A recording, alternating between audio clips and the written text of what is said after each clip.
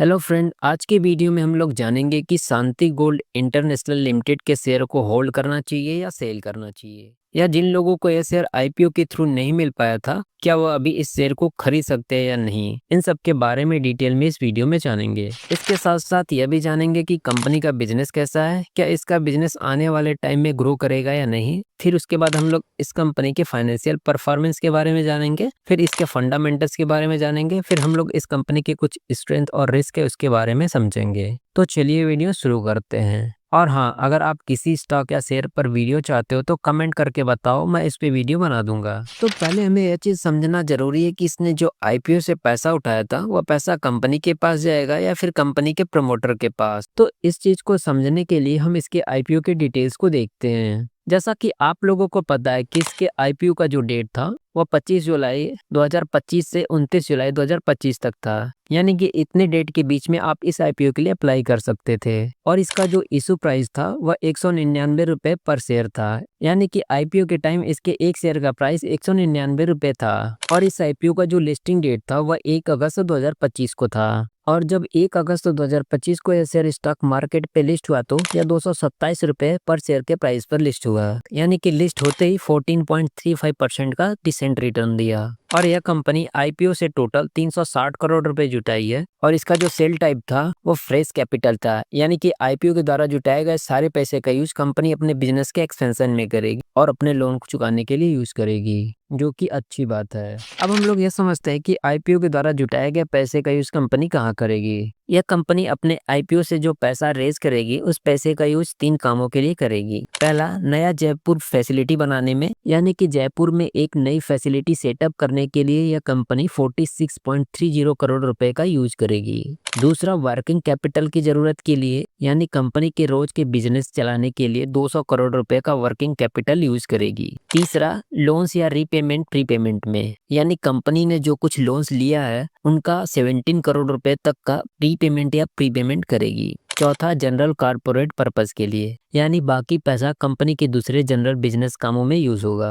अब हम लोग इस कंपनी के बिजनेस को समझते हैं कि कंपनी करती क्या है। शांति गोल्ड इंटरनेशनल लिमिटेड 2003 में स्टेब्लिश हुई थी, जो ज्वेलरी बनाने का काम करती है। यह company specially 22 carat gold jewellery बनाती है, जो डिजाइन और क्वालिटी दोनों में हाई स्टैंडर्ड की होती है। कंपनी का मेन फोकस ज्वेलरी के डिजाइन और प्रोडक्शन पर होता है। और कंपनी अपने कस्टमर्स को हाई क्वालिटी और ब्यूटीफुल डिजाइन ज्वेलरी का वाइड रेंज ऑफर करती है। इसमें बैंगल्स, रिंग्स, नेकलेस और ज्वेलरी सेट्स शामिल है, जो शादी, फेस्टिवल, स्पेशल ओकेजन्स के लिए भी परफेक्ट होते हैं और डेली वियर के लिए भी। यह ज्वेलरी अलग अलग प्राइस रेंज में अवेलेबल होती है ताकि हर कस्टमर अपने बजट के हिसाब से खरीद सके। और कंपनी के पास अपना इन हाउस मैन्युफैक्चरिंग सेटअप है, जहां ज्वेलरी का डिजाइन, प्रोडक्शन और पैकेजिंग सब कुछ इंटरनली किया जाता है। इससे कंपनी को क्वालिटी कंट्रोल बनाए रखने में मदद मिलती है। ज्वेलरी बनाने के लिए कंपनी एडवांस मशीन्स का यूज करती है, लेकिन कुछ काम जैसे मैनुअल स्टोन सेटिंग के लिए बाहर से स्किल्ड वर्कर को हायर करती है। इस कॉम्बिनेशन से ज्वेलरी में प्रिसीजन,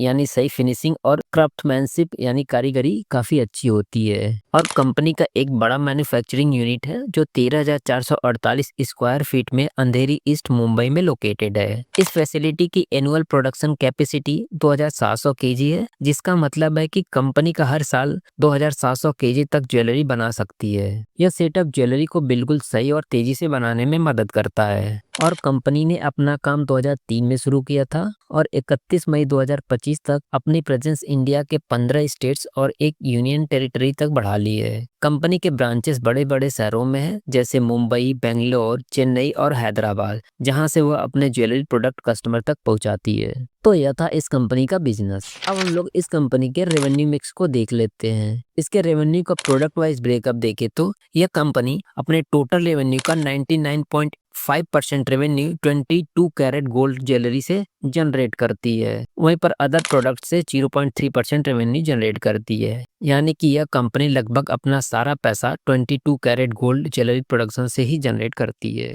अब हम लोग इस कंपनी के फाइनेंशियल परफॉर्मेंस को देखते हैं। इसके टोटल इनकम यानी रेवेन्यू की बात करें तो 2023 में 682 करोड़ की रेवेन्यू जनरेट की थी। वहीं पर 2024 में 715 करोड़ का रेवेन्यू जनरेट की है और 2025 में 1112 करोड़ का रेवेन्यू जनरेट की है कंपनी। तो यहाँ पर इस कंपनी का जो टोटल इनकम है यानी रेवेन्यू है लगातार बढ़ते हुए आया है। तो इसका जो इनकम है अच्छा देखने को मिल रहा है। और इसके प्रॉफिट आफ्टर टैक्स यानी नेट प्रॉफिट की बात करें तो यह कंपनी 2023 में 19 करोड़ का नेट प्रॉफिट जनरेट की थी और वहीं पर 2024 में 26 करोड़ का और 2025 में 55 करोड़ का नेट प्रॉफिट जनरेट की है। तो यहाँ पर इस कंपनी का नेट प्रॉफिट भी लगातार बढ़ते भी आया है और इसका इबिड्डा भी लगातार बढ़ते हुए आया है और इसका नेटवर्थ भी लगातार बढ़ते हुए आया है। तो इसका जो फाइनेंशियल परफॉर्मेंस है बहुत ही अच्छा देखने को मिल रहा है। अब हम लोग इस कंपनी के फंडामेंटल्स को देखते हैं कि कंपनी फंडामेंटली स्ट्रांग है या नहीं। इसके ROCE यानी रिटर्न ऑन कैपिटल एम्प्लॉयड की बात करें तो 25.70% देखने को मिल रहा है, जो कि बहुत ही अच्छा है। ROCE का मतलब होता है कि कंपनी अपने शेयर होल्डर्स के पैसों प्लस कंपनी के पास जो लोन या डेब्ट से पैसा आया है, इन दोनों पैसों को मिला करके जितना भी टोटल अमाउंट होगा उस पर जो प्रॉफिट बना रही है उसे ही ROCE कहते हैं। अगर किसी भी कंपनी का ROCE 15% या 15% से अधिक है तो उसे अच्छा माना जाता है। और इसका डेट टू इक्विटी रेशियो 1.60 है, जो कि 1 से अधिक है, यानी कि इस कंपनी के ऊपर थोड़ा सा कर्ज देखने को मिल रहा है। और इसके रिटर्न ऑन नेटवर्थ की बात करें तो इसका रिटर्न ऑन नेटवर्थ 44.85% है, जो कि बहुत ही अच्छा है। और इसका पैट मार्जिन 5.05% है, जो कि ठीक है। और इसका EBITDA मार्जिन 8.83% है, जो कि ठीक है। तो ओवरऑल इस कंपनी का जो फंडामेंटल है अच्छा देखने को मिल रहा है। अब हम लोग इस कंपनी के कुछ रिस्क फैक्टर है उसको देख लेते हैं। पहले रिस्क फैक्टर की बात करें तो कंपनी का 72.76% रेवेन्यू साउथ इंडिया से आता है। तो अगर साउथ इंडिया में कोई इकोनॉमी या बिजनेस प्रॉब्लम होती है तो कंपनी के ओवरऑल बिजनेस पर बुरा असर पड़ सकता है। इसके दूसरे रिस्क फैक्टर की बात करें तो कंपनी का ज्यादातर बिजनेस 22 कैरेट ज्वेलरी बनाने पर डिपेंड करता है। इसका मतलब है कि अगर लोगों की डिमांड इस टाइप की ज्वेलरी में कम हो जाती है तो कंपनी का बिजनेस भी आसानी से अफेक्ट हो सकता है। मतलब अगर मार्केट में डिमांड बदलती है या कस्टमर को कोई और ज्वेलरी पसंद आने लगे तो कंपनी को नुकसान हो सकता है, क्योंकि यह कंपनी मेनली एक ही टाइप की ज्वेलरी पर फोकस करती है। तीसरे रिस्क फैक्टर की बात करें तो गोल्ड के दाम और सप्लाई में बदलाव होने से कंपनी के खर्चे, ऑपरेशंस और मुनाफे पर असर पड़ सकता है। जब गोल्ड के दाम बढ़ते हैं तो ज्वेलरी बनाने का खर्चा ज्यादा हो जाता है और अगर सप्लाई कम हो तो प्रोडक्शन स्लो हो सकता है। इस वजह से कंपनी के प्रॉफिट पर फर्क पड़ता है, जो बिजनेस के लिए चैलेंजिंग हो सकता है।